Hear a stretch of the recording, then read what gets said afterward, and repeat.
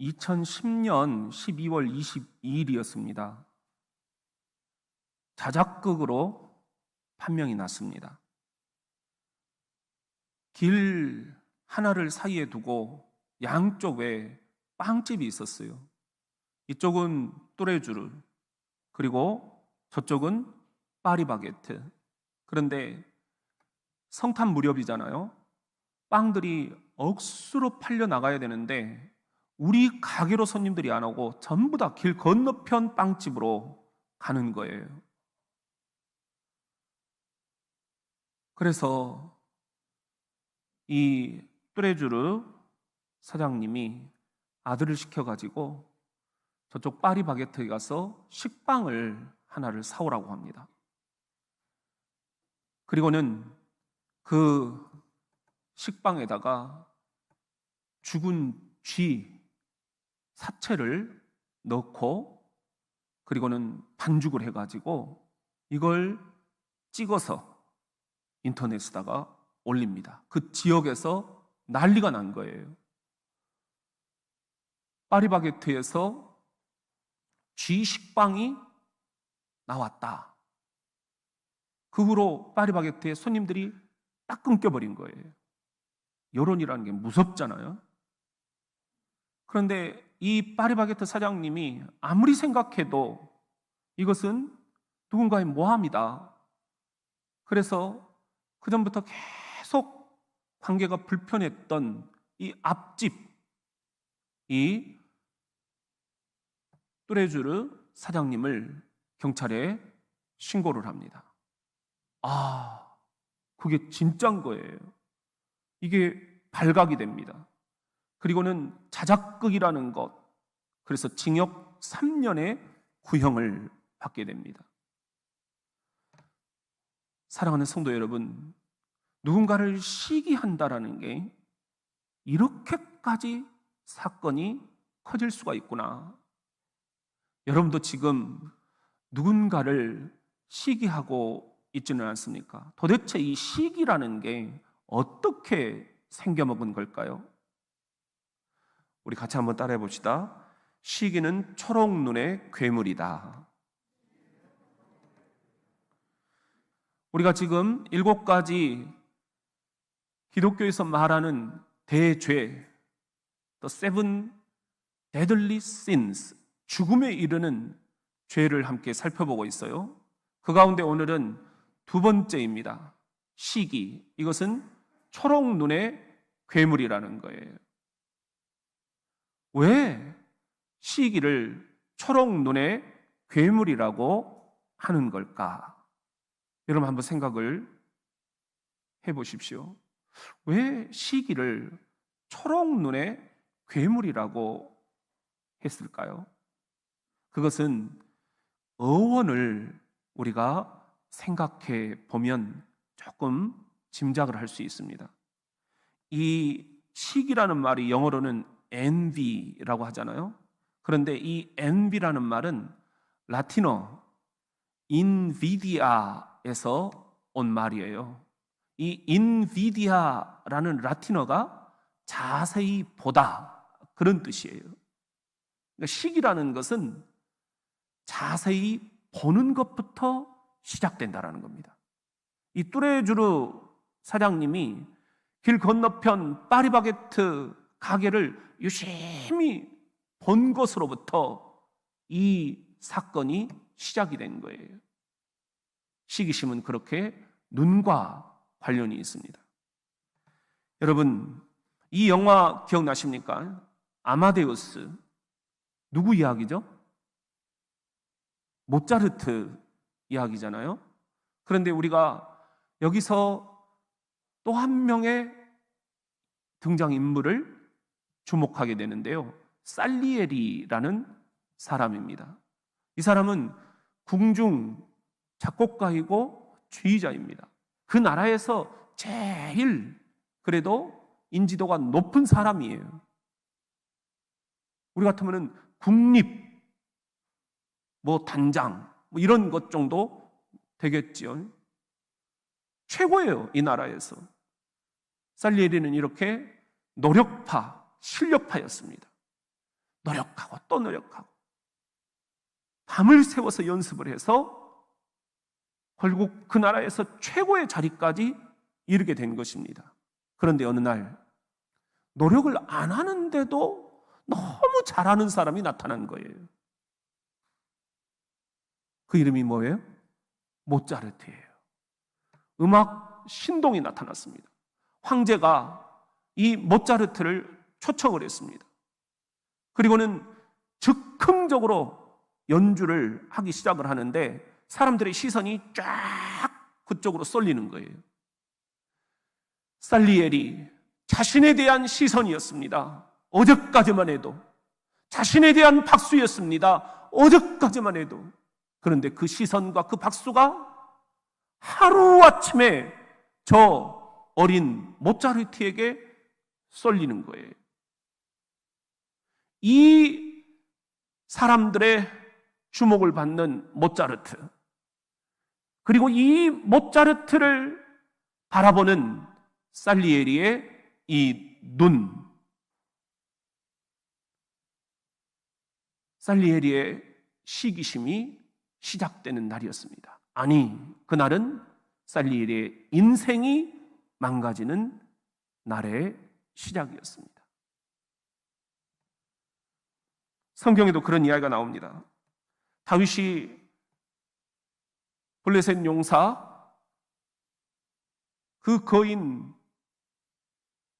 골리앗을 때려 눕히고 이제 승리의 개선 장군이 돼서 돌아오지요. 그때 사무엘상 18장 7절에 보면은 여인들이 뛰놀며 노래하여 이르되 사울이 죽인 자는 천천히요 다윗은 만만이로다. 사울 왕이 죽인 적은 1000명이었다면 이 어린 다윗이 죽인 적은 몇 명이다? 10,000명이다. 여인들이 그렇게 노래하면서 환호를 하고 막 기다리고 있는 거예요. 사울이 거기서 심리적으로 흔들리기 시작을 합니다. 자, 보세요.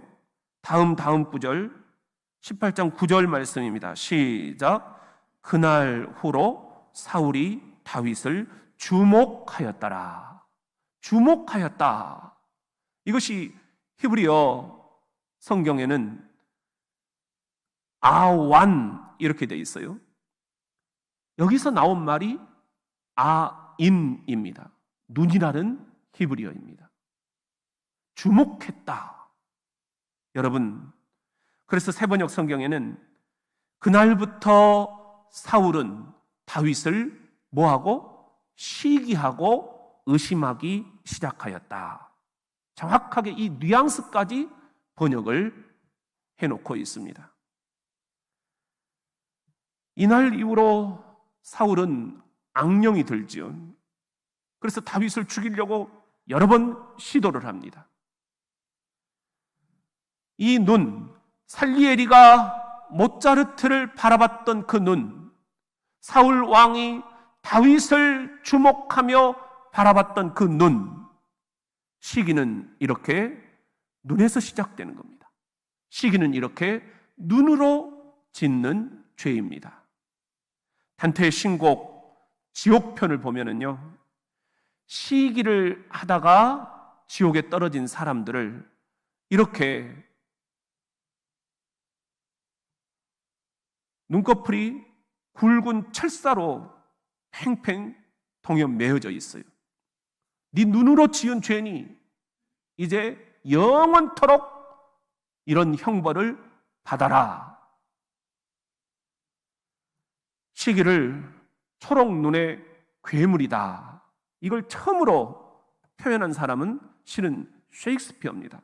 셰익스피어가 자신의 작품에서 시기를 초록 눈의 괴물이다 이렇게 표현한 데는 두 가지 이유가 있어요. 하나는 덜 익은 초록색 사과와 시기가 관련이 있다 본 것입니다. 여러분들 이 덜 익은 사과 우리 먹어보셨잖아요. 그 씁쓸한 맛, 그 텁텁한 맛, 이렇게 내 주변에 누군가가 잘 됐다 하는 소식을 들었을 때 왜 나는 기쁘지 않고 씁쓸하지? 왜 내가 가지지 못한 것을 그 사람이 가지게 됐다라는 이야기를 들었을 때 나는 이렇게 마음이 텁텁하지? 시기는 이렇게 씁쓸하고 텁텁한 초록색 사과와 같습니다. 셰익스피어가 또 하나 시기를 이 고양이 눈에 비유를 하고 있어요. 고양이는 먹잇감을 발견하면 반사적으로 눈이 초록빛으로 변한다. 그렇게 얘기를 합니다. 내가 이제 저 먹잇감을 잡아 먹어야 되겠다. 내가 저 사람 잘 되는 꼴을 보기 싫으니 내가 이제 저걸 망가뜨려 버려야 되겠다. 시기는 이렇게 살리에리의 눈빛, 그리고 고양이의 눈빛,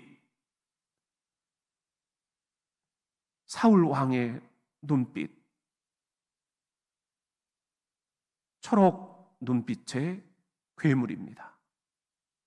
사랑하는 성도 여러분, 우리 그런 의미에서 옆 사람들 한번 눈빛을 한번 바라다 볼까요? 뭔 빛입니까? 손선희 권사님, 이계관 안수집사님 눈빛이 뭔 빛입니까? 맑아요? 초록빛은 아니죠. 아, 잘 됐다. 우리 같이 한번 따라 합시다. 사촌이 논을 사면 배가 아프다. 예. 여러분, 대전 신세계 가보셨나요? 어느 날, 저에게 두 분이 찾아오셨어요. 목사님, 신세계 개장을 했는데 가보셨습니까? 그래서 제가 그분들 사랑을 받았어요. 그날 거기 꼭대기까지 저를 이렇게 데려가 주신 거예요. 야, 대전에 꼭대기가 이제 42층까지 있더라고요. 근데 뭐 38층 정도 전망대가 있었던 것 같아요. 아, 이런 게 대전에 들어선다니까 참 기대했는데 괜찮다. 역시 대전이 참 좋은 곳이다. 진짜 좋은 곳에 왔다. 이런 막 자부심이 막 생기더라고요. 되게 좋았어요. 그런데 한 가지 궁금했어요. 이 대전 신세계가 누구 거냐? 누구 거예요, 여러분?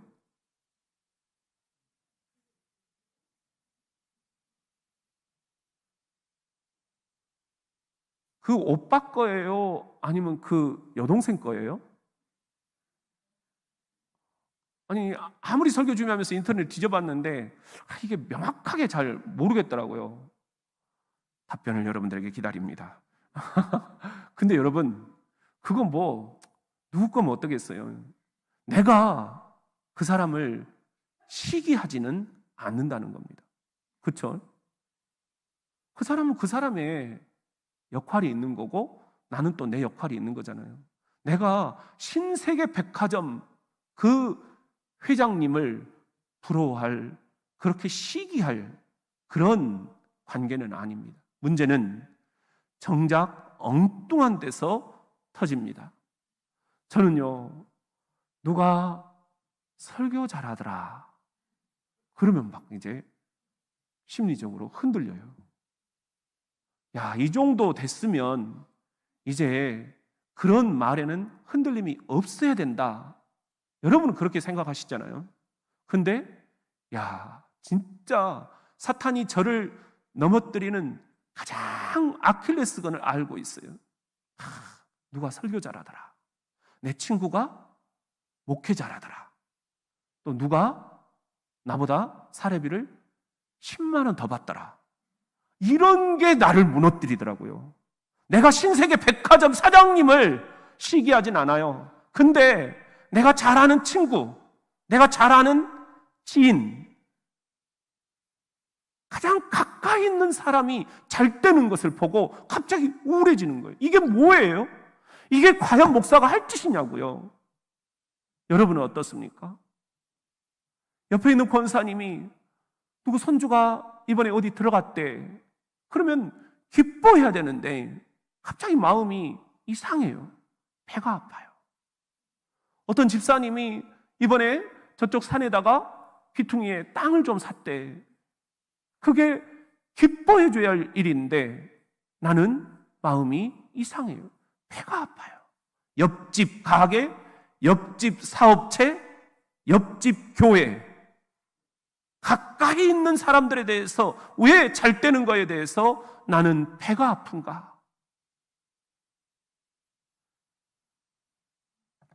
시기의 특징이라는 겁니다. 절대로 멀리 있는 사람들에게 우리가 시기하지 않는다는 거죠. 가까이 있는 사람, 잘 아는 사람, 지인이나 친구들, 또 형제간들, 그리스도인들은 교회 안에 있는 성도들끼리 서로 시기를 하게 된다는 것입니다. 이게 미칠 것 같아요. 나는 이러면 안 되는데, 그리스도인은 이러면 안 되는데, 목사면 이러면 안 되는데, 이게 우리를 seven deadly sins, 7가지 죽음에 이르는 죄 가운데 하나인 시기에 빠지게 하는 거예요. 참 신기합니다. 누가 잘 됐다 하는 소식을 들으면 배가 아프잖아요. 그러면 또 여러분들 속이 쓰려요. 그러면 성경에는 뭐라고 얘기를 하느냐? 잠언 14장 30절 시작. 평온한 마음은 육신의 생명이나 시기는 뼈를 썩게 하느니라. 뼈를 썩게 한다라는 거예요. 그러니 죽음에 이르는 병이 아닙니까? 치명적인 죄가 아니냔 말입니다. 가인이 그렇죠. 동생의 제사는 하나님이 받으셨어요. 근데 내가 드리는 제사는 받지 않으셨어요. 오늘 표현대로 한다면 동생이 드리는 예배 시간에는 하나님이 임재를 하신 거예요. 근데 내가 드리는 예배 시간에는 하나님이 오시지를 않은 거예요. 내가 뭘 잘못했길래? 동생이 너무 미웠습니다. 그래서 죽였습니다. 근데 그것으로 끝난 게 아니잖아요. 일평생 이 형 가인이 뼈가 썩는 그 시기심의 후유증을 알아야만 하지 않았겠습니까? 요셉의 11 형들도 마찬가지 아니겠습니까?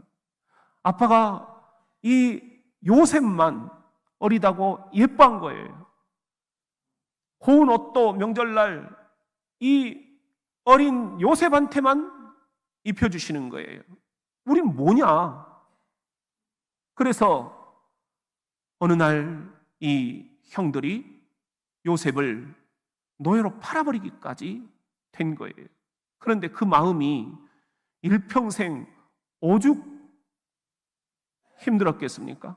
아버지가 울면서 내 아들 요셉은 어디 있냐? 아들 좀 찾아봐라. 네 동생들 좀 찾아봐라. 내가 눈을 못 감겠다. 울으실 때 이 형들 마음이 어떻겠어요? 뼈가 썩는 고통을 겪지 않았겠습니까? 웃어도 웃는 게 아니었을 것입니다. 사랑하는 성도 여러분, 여러분에게도 지금 이런 모습들이 혹 있지는 않습니까?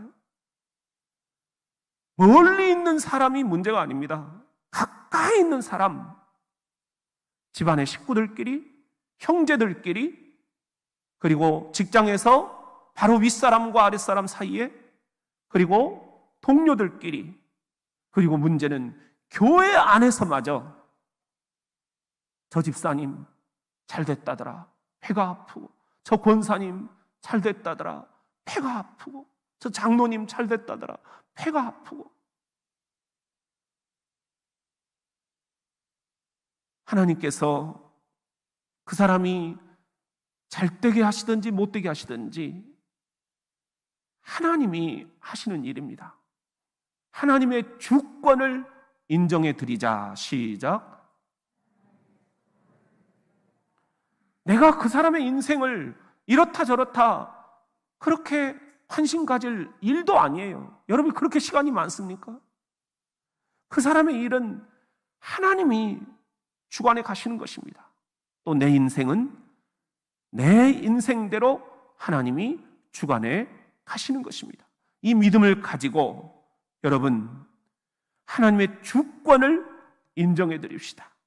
그래서 우리가 가까이 있는 사람이 잘 됐다고 해서 속상하고 배 아프고 뼈가 썩는 그런 지옥의 형벌을 우리들이 겪지 않기를 예수님의 이름으로 축원하며 기도드립니다.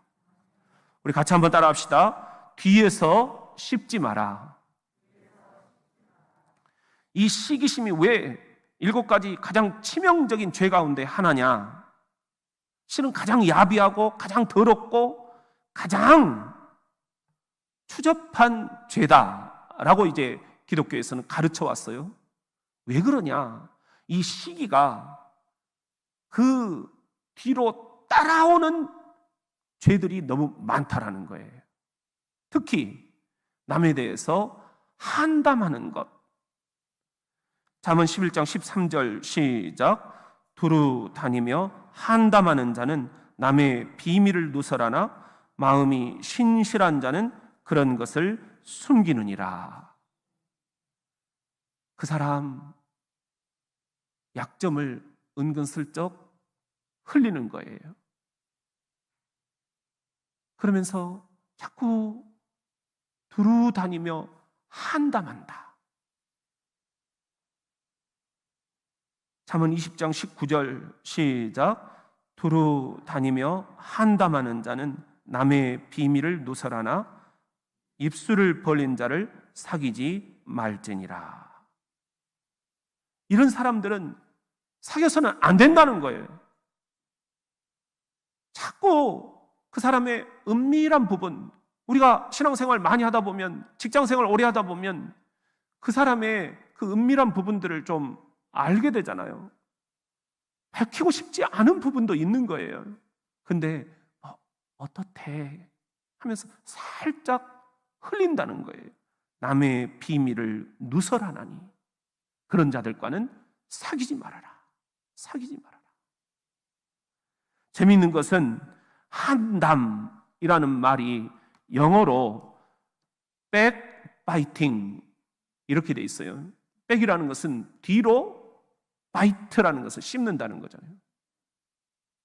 뒤로 씹는다는 것. 재밌지 않아요? 뒤로 씹는다는 것, 그것은 집집으로 돌아다니면서 쓸데없는 말을 만들어낸다라는 것입니다. 디모데전서 5장 13절에 보면은 또 그들은 게으름을 익혀 집집으로 돌아다니고 게으를 뿐 아니라 쓸데없는 말을 하며 일을 만들며 마땅히 아니할 말을 하나니. 뒤로 씹는다는 것은 또 남의 말을 그렇게 좋아한다는 거예요. 잠언 26장 22절 남의 말 하기를 좋아하는 자의 말은 별식과 같아서 뱃속 깊은 데로 내려가느니라. 뒤로 씹는다는 건 또 구부러진 말을 하는 거예요. 잠언 6장 12절에 보면은 불량하고 악한 자는 구부러진 말을 하고 다니며, 이 구부러진 말이라는 게 뭡니까? 현대어 성경을 보니까요, 기가 막히게 이 구절을 현대어로 번역을 해놨어요. 급살 맞을 것들. 성경에 이런 말이 있다니까요. 급살 맞을 것들. 못된 짓만 꾸미고 다니다니 입을 벌렸다 하면 무슨 말? 거짓말. 식은 죽 먹기보다 더 쉽게 거짓말을 한다는 거예요. 그래서 사도 야고보는 우리들에게 이렇게 영성 지도를 하고 있습니다. 잘 아는 말씀이죠. 야고보서 3장 14절 시작. 그러나 너희 마음속에 독한 시기와 다툼이 있으면 자랑하지 말라. 진리를 거슬러 거짓말하지 말라. 아유, 어제 저녁에 그냥 속이 후련하더라고요. 조 실장 쫓겨났잖아요. 네, 그럴 줄 알았어. 그냥. 아니 아무리 그래도 말이지 뱃속에 있는 아기를 회장님 아기라고 거짓말을 한 거잖아요. 근데 이 거짓말이 이게 갈수록 이제 태산인 거예요. 그 회장님 집에까지 이제 들어갔잖아요. 당신 아기라고. 그런데 팔로가 나서 어제 쫓겨났어요. 그냥 소금까지 그냥. 아이고, 여러분 시기의 끝장을 보는 것 같지 않습니까? 단단히를 시기하면서부터 내가 저 자리에 있어야 되는데, 내가 저 조회장 옆자리에 내가 있어야 되는데, 시기는 이렇게 정말 거짓말을 밥 먹듯 아주 뒷감당이 안 될 정도의 거짓말을 만들어낸다 하는 것입니다. 운동 좋아하시는 분들은 내가 잘 이렇게 넘겼다 싶은데 상대방이 그것을 정확하게 딱 이렇게 쳐서 넘겨올 때 나보다 좀 잘하는 것 같잖아요. 그러면 자꾸 운동 이야기가 아니라 뒷담화를 까는 거예요. 찬송을 하시는 분들, 찬양대원들, 나보다 소리가 좀 더 잘 나온다 싶으면 그 찬양 이야기가 아니라 그 사람 집안에 뭐 지금 어떤 일이 있다라고 은밀하게 말들을 흘리는 거예요. 우리 직장 생활을 하다 보면은 나보다 상관에게 인정받고 칭찬받는 그런 동료들이 생겨나요. 나도 옛날엔 그랬어요. 그렇지만 이번에는 저 사람이 칭찬을 받는 거예요. 근데 그것을 내가 못 봐주는 거예요. 저 사람이 어쩌대. 그 소문에 나도 동조하게 되고 함께 수근거리게 됩니다.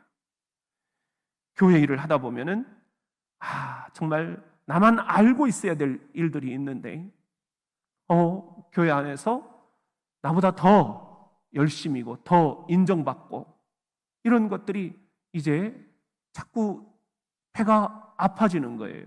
그래서 그 사람에 대해서 엉뚱한 소문들을 우리가 내게 된다. 이게 성경의 말씀입니다. 험담, 비난, 비방, 남의 말하기, 쓸데없는 말, 거짓말까지 이렇게 뒤에서 씹는 것, 백바이팅, 이렇게 추가적인 죄들이 쭉 연타로 따라오기 때문에 시기는 뿌리부터 뽑아버려야 된다. 우리 한번 따라합시다. 예수의 이름으로 명하노니 내 마음의 시기심은 썩 물러갈지어다. 물리쳐버리지 않으면 갖가지 추잡스러운 추가 죄들이 계속 따라오게 되는 것입니다. 시기는 상대의 행복에 대한 슬픔과 상대의 곤경에 대한 환호, 이 두 딸을 동시에 낳는다. 그레고리우스가 남긴 유명한 말이에요. 독일어에서 이런 단어가 있어요. 샤덴프로이데라는 말인데요. 샤덴이라는 것은 상대방의 불행, 상대방이 손해당한 것, 프로이데라는 말은 기뻐한다는 거예요. 이렇게 여러분 우리가 악의적인 기쁨 그리고 타인의 불행에서 느끼는 기쁨들이 있다라는 것입니다. 우리말로는 꼴 좋다. 시기는 친구의 성공에 대하여 결코 기립박수를 제한하는 법이 없다. 제랄드 리드라는 신학자가 한 말인데요. 이 말이 설교 준비하면서 가슴에 깊이 들어오더라고요. 내가 지금 문제가 뭔가? 내가 우리 부목사님들이 좀 잘하면 막 이렇게 박수를 쳐줘야 되잖아요. 내가 내 친구들이 잘하면 박수를 쳐줘야 되잖아요. 그런데 왜 나는 배가 아플까? 왜 나는 그들의 그 잘하는 거에 대해서 기립박수를 제한하지 못할까?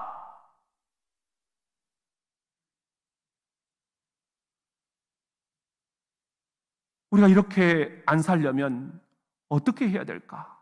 어떻게 해야 시기심으로부터 우리가 자유함을 얻을 수가 있을까?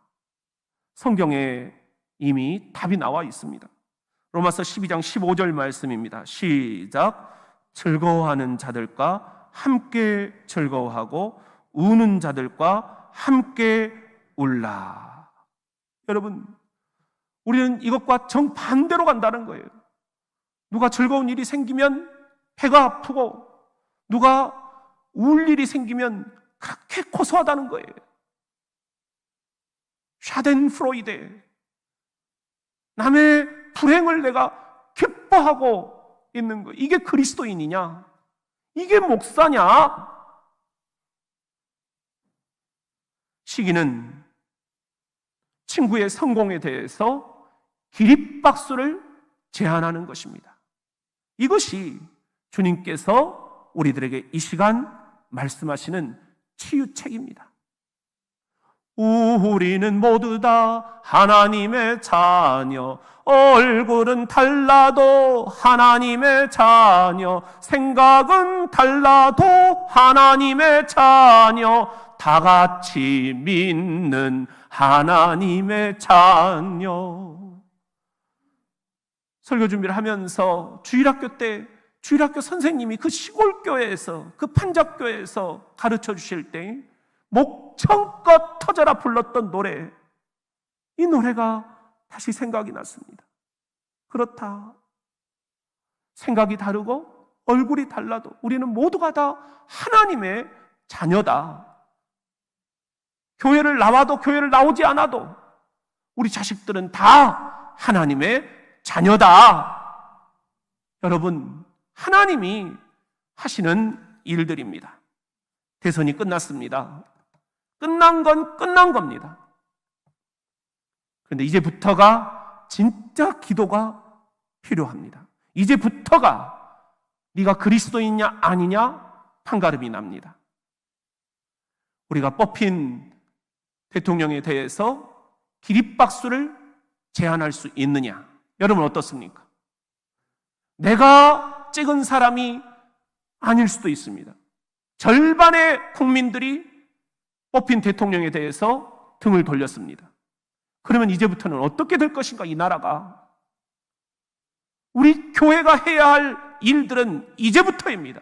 우리 그리스도인들의 매력은 이제부터 드러나는 것입니다. 내가 뽑지 않았더라도 그를 위해서 우리 나라 잘 되라고 우리 후손들, 우리 손주들 분열된 나라에서 살지 않고 통일된 나라에서 세계를 향해서 뻗어나가는 그 미래를 위해서 대통령이 제발 하나님 앞에 무릎 꿇고 기도할 수 있게 해달라고, 이 땅의 백성들을 진심으로 사랑할 수 있게 해달라고, 하나님 두려워하는 대통령이 되게 해달라고 우리가 전심전력하여 함께 기립박수를 쳐줄 수가 있겠는가? 여기에 우리가 그리스도이냐 아니냐가 이제 드러날 것입니다. 여러분, 대한민국이 절반으로 나뉘었습니다. 서로 미워했고, 서로 갈등했고, 서로 으르렁거렸고, 서로 싸웠습니다. 그렇지만 우리는 모두 다 누구의 자녀? 하나님의 자녀. 교회 다니는 사람만이 하나님의 자녀가 아니에요. 하나님이 세상을, 이 대한민국을 이처럼 사랑하사 독생자를 주셨으니 누구든지 그를 믿는 자마다 멸망치 않고 영생을 얻기를 원하시는 하늘 아버지의 사랑이 이 한반도에 넘실거리기를 주의 이름으로 축원합니다. 그러려면 우리들 정말 우리가 살고 있는 이 삶의 요소에서 대통령만이 아닙니다. 내가 가장 잘 알고 있는 지인들, 친구들, 동료들, 그들이 잘 되는 거에 대해서 우리 기립박수를 한번 보냅시다, 이렇게 제안할 수가 있겠느냐 하는 거예요. 여러분, 그런 의미에서 우리 옆 사람을 바라보면서 한번 그분이 얼마나 좋은 면들이 많은가, 그분들의 눈망울을 보면서 여러분, 기립박수를 여러분에게 한번 제안합니다. 옆 사람을 위해서 박수!